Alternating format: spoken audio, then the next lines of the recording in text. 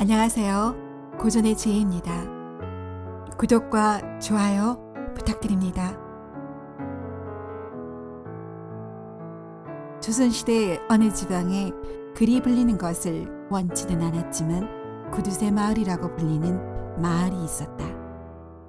그 마을을 거쳐간 외지인들은 하나같이 고개를 절레절레 흔들며 다시는 그 마을을 방문하기를 꺼렸다. 이 마을은 수십여 년 전에 극심한 가뭄으로 인해 마을 사람 중 절반 이상이 기근으로 세상을 떠났다. 그 당시 근동의 어느 마을에서도 도움의 손길을 내밀지 않았고 심지어 나라에서조차 구을미가 부족하여 이 마을에까지 나라의 손길이 미치지는 못했다.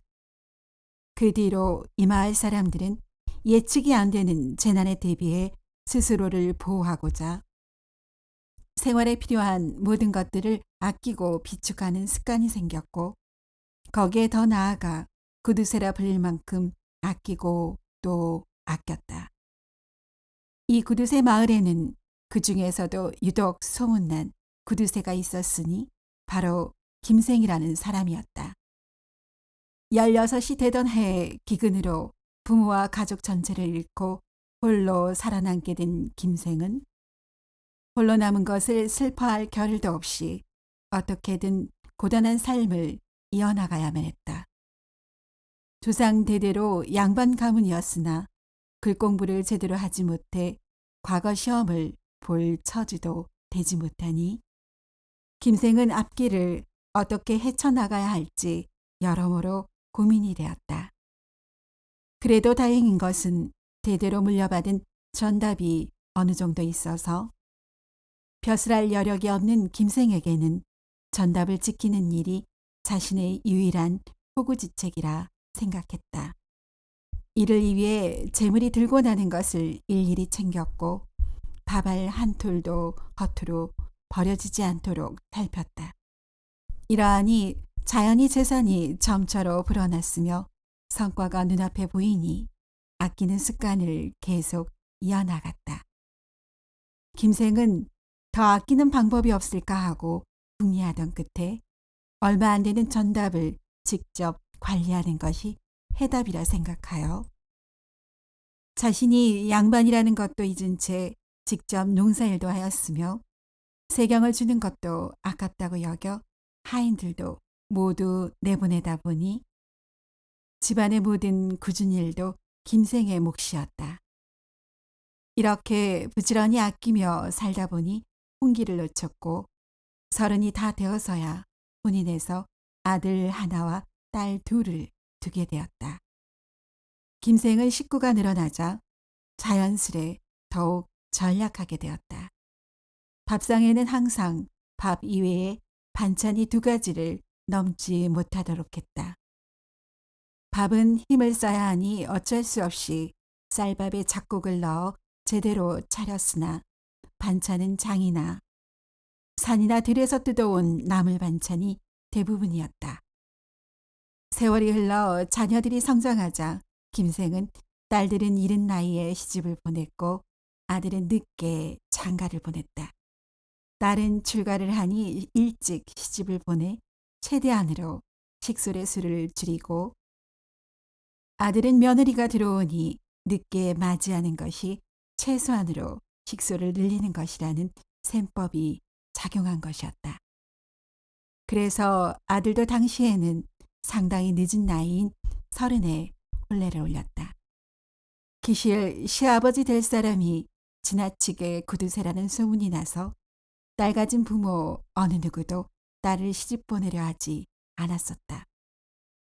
마음이 다급해진 김생은 이웃 마을의 명의로 소문난 자신의 중마고 박의원에게 사돈 맺기를 간청하여 박의원이 홀로 키운 20살이 다 된 딸을 며느리로 맡게 되었다.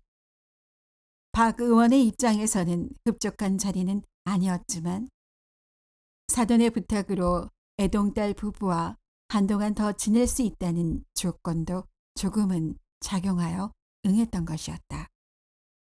김생은 첫 손주가 나올 때까지 아들 내외를 처가에서 지내도록 사돈과 약조했는데 당시 풍속에도 크게 어긋나지 않았을 뿐만 아니라 식량이 축나는 것을 줄여볼 요량으로 그리한 것이었다. 그렇게 몇 년이 흐르자 아들 레에는 첫 아들을 낳았고 김생은 양식이 줄어들 것이 아쉬웠지만 사돈과 약조한 것도 있고 젖손주를 품에 안아보고 싶기도 하여 아들 식구들을 불러들였다. 김생은 며느리에게 첫날부터 살림을 할 때 겉으로 낭비하는 일이 없도록 다짐을 받았다.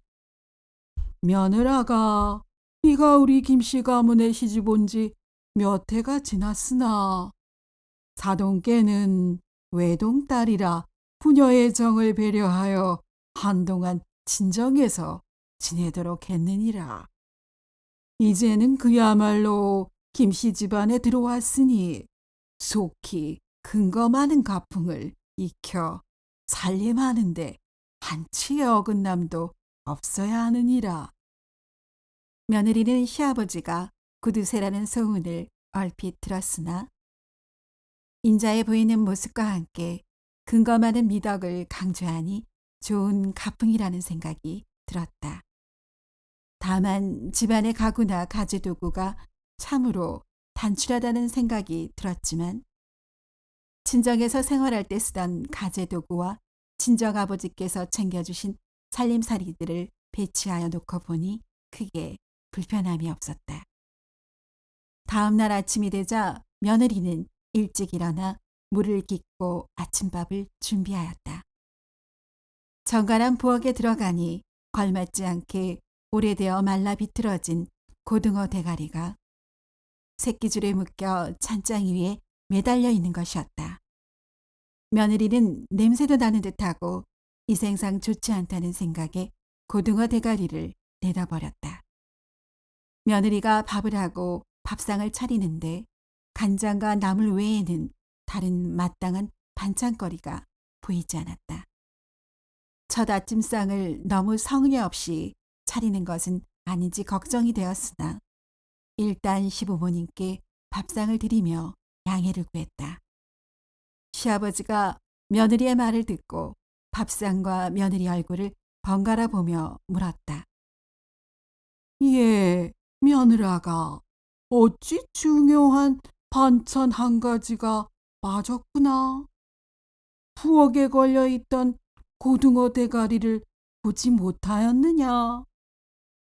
아버님, 고등어 대가리를 보기는 보았지만 너무 말라 비틀어져 불결하다는 생각이 들어 내다버렸습니다.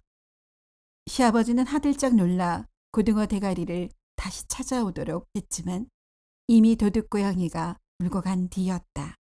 시아버지가 한숨을 쉬며 가족들에게 말했다.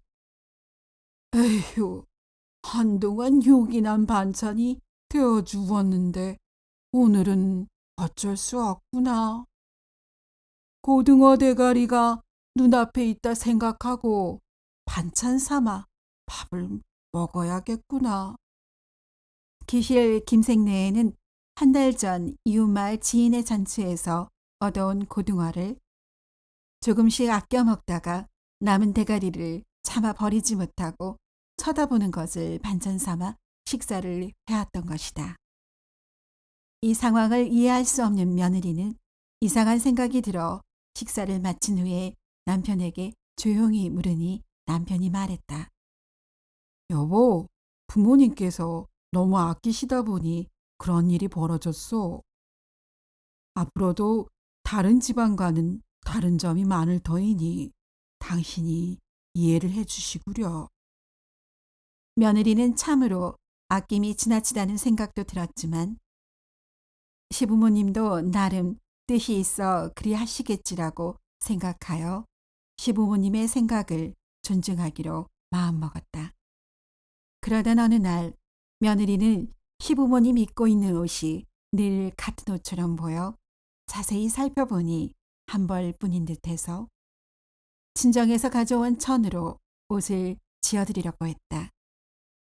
시부모님이 한사코 사양했지만 며느리도 물러날 수 없어서 옷 한 벌씩을 지어드렸다.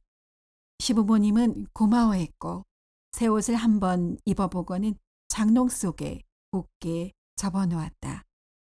그리고 며칠이 지난 어느 날 시아버지께 곳간 열쇠를 받으러 찾아갔는데 한사코 들어오지 못하도록 하고 방문을 조금만 열고 열쇠를 내주는 것이었다. 얼핏 보니 시아버지가 속옷만 입고 있었고 그날은 일체 밖으로 나오지 않는 것이었다.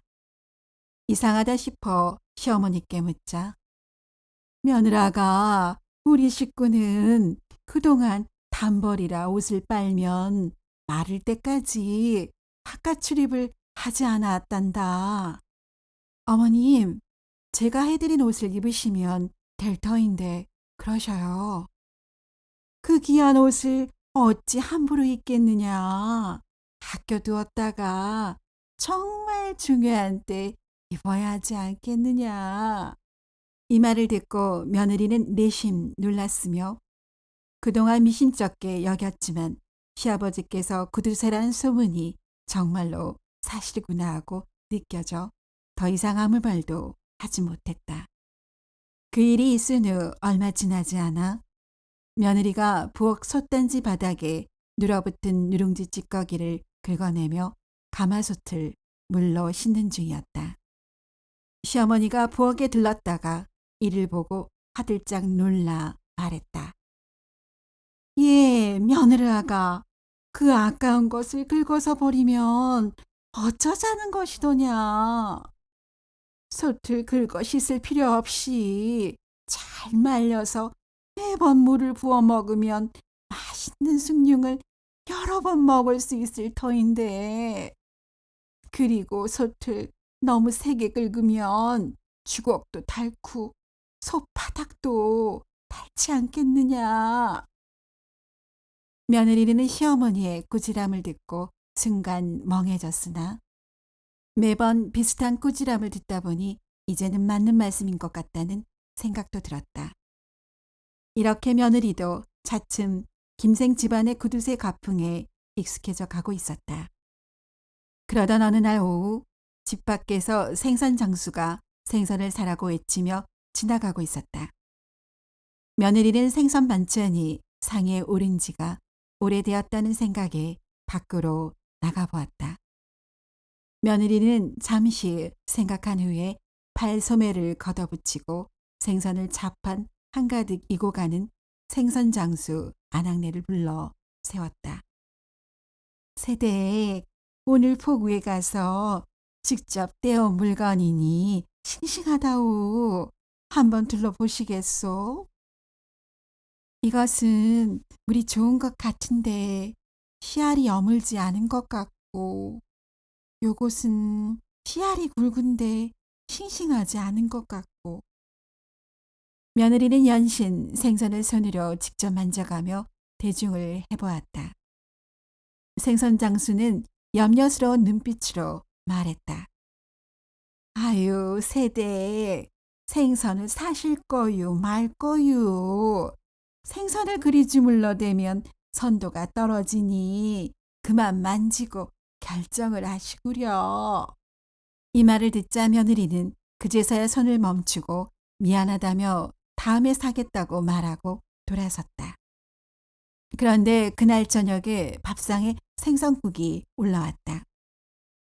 밥상에 생선국이 올라온 것을 보고 시아버지가 며느리를 보며 약간 염려스러운 표정으로 말했다. 며느라가 어찌 계획에도 없던 생선을 사서 밥상에 올렸느냐? 혹시 절제 없이 구입한 것은 아니더냐? 이에 며느리가 당당한 표정으로 자신 있게 답했다. 아버님, 이 생선국은 돈이 한 푼도 들지 않고 생선 맛을 넣어 장만한 찬이옵니다. 살림을 허투루 하지 않고 있사오니 염려 마셔요. 시아버지가 호기심 어린 표정으로 어찌 그리할 수 있었느냐고 묻자 낮에 생선 장수가 집 앞을 지나갔는데 불러세워 흥정하는 척하며 요리조리 생선들을 손으로 만진 후에 집에 돌아와서 바로 바가지 물에 씻고 그 물에 양념을 넣어 국을 끓인 것이어요. 시아버지가 이 말을 듣고 한숨 지으며 말했다. 우리 며느라기가 우리 가풍에 익숙해져 살림을 잘 하려고 노력하고 있구나. 다만 한 가지 아쉬운 것이 있다만 그 손을 물동이에 받아둔 물에 씻었다면 며칠은 더 생선국을 먹을 수 있었는데 아쉽구나. 살림을 더 배워야 할 듯이구나. 이 말을 하며 시아버지는 시어머니에게 일러 며느리에게 살림을 더 가르치도록 했다.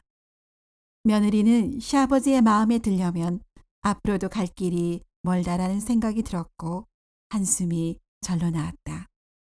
기실 며느리가 친정집에서 친정아버지와 지낼 때 낭비는 하지 않았지만 손이 컸고 남에게 베풀기를 주저하지 않는 넉넉한 성품의 소유자였다. 당연히 시댁의 구두쇠 살림에 적응하기 쉽지 않았고 속으로 너무 심한 것 아닌가라는 생각을 지울 수가 없었다. 남편 또한 아내와 비슷한 생각을 했지만 부모님이 기근이라는 어렵고 힘든 시기를 겪으셨기에 그 마음을 이해하려 했고 속으로는 지나치다 생각되었지만 부모님의 검역하려는 뜻을 저버리지 않으려는 착한 아들이었다. 며느리의 시집살이는 이렇게 한 겹 한 겹 새로운 일들이 쌓여가며 지나갔다. 그러던 어느 더운 여름날 집 대문 밖에서 어린 거지들이 구걸하는 소리가 들리는 것이었다. 정이 많은 며느리는 지나칠 수 없었고 시부모님께서 나무랄 것이 염려되었지만 어린 아이들이 구걸을 하며 연명하니 얼마나 힘들고 하고 가여운 생각이 들어 부엌에 가서 저녁상에 올리려고 해놓은 밥 중에서 상당한 양을 덜어서 주었다. 일이 이렇게 되자 막상 저녁상에 올릴 밥이 모자라게 되었고 시아버지에게 곶간 열쇠를 다시 달라고 청할 수밖에 없었다. 예, 며느라가 오늘 밥 질 곡식은 이미 아침나절에 내어주었는데 어찌하여 다시 곶간 열쇠를 달라는 게냐? 며느리가 난감해하며 어린 거지들에게 적선한 것을 말하자 상의 없이 며느리가 일을 저지른 것에 시아버지는 참지 못하고 노발대발했다. 아니 며느라가 내 평소에 네가 너무 손이 커서 이 집 살림을 거덜낼까 염려되었는데 결국 일이 사달이 났구나. 아무래도 아니 되겠다. 당분간 친정에 가서 살림을 다시 배워야겠다. 당장 짐을 뿌리도록 하거라. 상황이 일이 되자 아들이 나서서 아버지에게 빌며 말했다. 아버지, 이 사람이 가풍이 다른 집안에서 자라나 이런 것이니 한 번만 용서해 주십시오. 어미에게 어린 아들을 두고 어찌 나가라 하십니까? 아니, 네가 네 처역성을 드는 것이냐? 이날 이때까지 부모 뜻을 한 번도 거역한 적 없던 놈이 이 불효막심한 놈아. 남편이 나섰지만 시아버지의 화를 더욱 돋우는 꼴이 되었고 며느리 역시 용서를 빌었지만 시아버지의 화가 누그러지지 않자 어쩔 수 없이 아들은 아내에게 일러 잠시 친정에 머물도록 했다. 소란으로 인해 소문은 마을에 급히 퍼졌고 하염없이 눈물을 훔치며 시댁을 나서는 며느리를 보고 우물가에 앉은 마을 아낙네들이 혀를 차며 말했다. 그러길래 좀 아끼면서 살림을 하지. 저리 해프게 살림을 하니 쫓겨나는 수밖에. 시집간 딸이 들어오자 친정아버지는 놀랐고 자초지정을 들은 후 눈을 지그시 감으며 말했다. 어허, 소문으로만 듣던 사돈댁의 가풍이 너무 유별나구나. 네가 시부모님의 허락 없이 그리 일을 벌인 것도 문제이니 한동안 집에 머물며 시부모님의 화가 누그러질 때까지 지내거라. 네, 조만간 사돈 어른들을 만나 뵙고 잘 말씀드려 보마. 딸에게 말은 그리하였으나 친정아버지는 어미 없이 홀로 자란 애동딸이 안쓰러웠고 친구라는 정리를 못 이겨 좋지 않은 혼처로 딸을 시집 보냈다는 생각도 들어 딸에게 미안한 마음이 들었다. 며느리는 돌아갈 날을 꼽으며 친정아버지의 의원 일을 도왔다. 기실 며느리는 홀로 지내게 될 친정아버지가 염려되어 시집가는 것을 최대한 늦추려고 했었으며 의원 일도 재미가 있던 터였는데 일이 되니 최대한 아버지 곁에 머물며 의원 일을 도왔다. 하지만 날이 가면 갈수록 시댁에 두고 온 아들 생각이 간절하여 밤마다 눈물로 지새웠다. 한편 시댁에서는 며느리가 부재중이어서 살림을 시아버지 주관하에 예전처럼 극도로 전략하며 꾸려나가게 되었고 시아버지는 그제서야 흡족한 마음이 들었다. 하지만 흡족한 마음도 잠시 몇 달이 지나자 시아버지가 갑자기 들어눕게 되었다. 시아버지에 이어 시어머니마저 들어눕게 되자 아들은 황망하였고 혹여 전염병이 돈 것은 아닌지 염려되었다. 아들은 아버지에게 의원을 모셔오겠다고 했으나 돈이 들 것이 아까운 아버지는 아들에게 허튼 짓을 하지 말도록 단단히 이르며 끙끙 앓았다. 이 모습을 지켜보는 아들은 답답하였고 차마 더는 아버지의 말을 듣다가는 줄초상을 치르는 것은 아닌지 전전긍긍하였다. 그러던 중에 아들은 의술을 익힌 아내에게 도움을 받으면 돈도 들지 않으니 아버지도 뭐라 하시지 않을 듯 싶어 아내를 찾아갔다. 자초지종을 들은 아내는 남편을 따라 급히 시댁으로 돌아왔다. 기력이 없어진 시아버지는 며느리가 와서 진맥을 하자 돈이 들지 않을 것이라 생각한 것인지 혹은 더 이상 말할 기운이 없어서인지 순순히 응했다. 며느리가 진맥을 한 후에 남편에게 말했다. 사방님, 연로하신 부모님들이 아무래도 영양이 부족해서 기의 흐름이 막히고 쇠약해지신 것 같아요. 속히 영양을 보충해서 기력을 회복해 드려야 해요. 더는 부모님 눈치 보지 마시고 당신이 결단을 내셔야 해요. 작은 것을 아끼려다 부모님과 영영 이별하게 될 수도 있습니다. 남편은 아내의 말에 고개를 끄덕였고 곳간 열쇠를 빼내어 영양식을 마련해서 부모님의 기력을 보충하도록 했다. 기력이 없어진 시부모는 처음에는 거부하는 듯 했으나 아들이 강경하고 기력마저 없어서 더는 거부하지 못했다. 며느리는 약과 침 처방과 함께 영양식을 드시도록 해서 얼마 지나지 않아 시부모님이 기력을 찾아가기 시작했다. 며느리는 이웃의 어르신들도 진맥했고 다행히 역병은 아니었으며 시부모님과 같이 영양실조라는 것을 알았다. 이웃 어르신들에게도 같은 처방을 하였고 차츰 기력을 찾기 시작했다. 달포가 될 무렵 시부모님과 모든 이웃 어르신들이 완쾌되었다. 시아버지는 건강을 회복하자 자신이 그동안 너무 지나쳤다는 생각이 들었고 어려울 때를 대비해 연명하고자 아꼈던 것인데 건강보다 아끼는 것을 우선하여 앞뒤가 바뀌었다는 생각도 들었다. 한편으로는 며느리에게 가혹했다는 것도 후회되어 며느리에게 미안한 표정으로 말했다. 며느라가 내 젊었을 때 어려운 시기를 보내다 보니 아끼는 것만이 능사인 줄 알았구나. 세상이 이렇게 다채로운데 내 고집으로만 세상을 봤구나. 그리고 한 번도 내 생각이 틀릴 수도 있다는 생각을 못했구나. 너에게도 못할 짓을 한 것 같아 미안하구나. 이 못난 시아비를 용서해다오. 아버님, 지금까지 그리 검약하셨으니 험난한 세상에서 이렇듯 일가를 이루신 것 아니시겠는지요. 너무 자책하지 마셔요.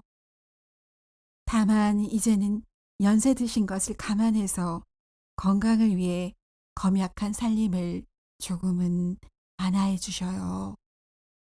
그동안 남들 다 누리는 평범한 생활을 이제는 누려보셔도 되지 않겠는지요. 며느리의 이 말을 듣고 시아버지는 젊은 시절의 한 맺힌 아픔에 저절로 눈시울이 붉어졌고 아내와 아들에게도 그동안 가장으로서 너무 혹독했던 것을 사과했다. 시아버지는 지난날 자신과 남들에게 너무 인색했던 것을 반성했고 사치하지 않은 선에서 남들 하는 수준으로 생활을 바꾸어 나갔고 남들에게도 베풀기 시작했다. 마을 사람들도 대가를 바라지 않고 치료에 앞장선 며느리의 선행과 절대로 변할 것 같지 않던 그드의 시아버지의 바뀐 모습을 보고 마음을 바꾸기 시작했으며 자신뿐만 아니라 이웃을 생각하는 마음이 퍼지기 시작했다. 몇 해의 시간이 흐른 뒤 이 마을을 우연히 들른 외지인들의 입을 통하여 구두쇠 마을이라는 별칭이 사라지고 살기 좋고 훈훈한 마을이라는 소문이 널리 퍼지기 시작했으며 김생의 가족들은 남들에게 베풀면서 훈훈하고 행복하게 잘 살았다고 한다. 이 이야기를 듣고 혹자는 정말 이런 사람이 있을까라고 의문을 가졌지만 많은 사람들은 세상은 넓고 다양하니 그런 사람도 있을 수 있다고 생각하고 오죽하면 그리 아꼈을까라며 당시 해마다 찾아왔던 보릿고개 배고픈 기억을 떠올리며 김생의 극한의 구두쇠 행태를 안타까워했다. 또 자신과 뜻이 다른 시부모 행동을 비난하기보다는 다양한 생각이 존재할 수도 있으니 이해하려 한 며느리의 마음 씀씀이와 뒤늦게라도 자신의 잘못을 뉘우치며 가족들에게 용서를 구한 김생의 태도 또한 바람직하다고 말했다고도 전해진다. 오늘도 이야기를 시청해 주신 여러분께 감사드립니다. 재미있는 이야기로 곧 찾아뵙겠습니다.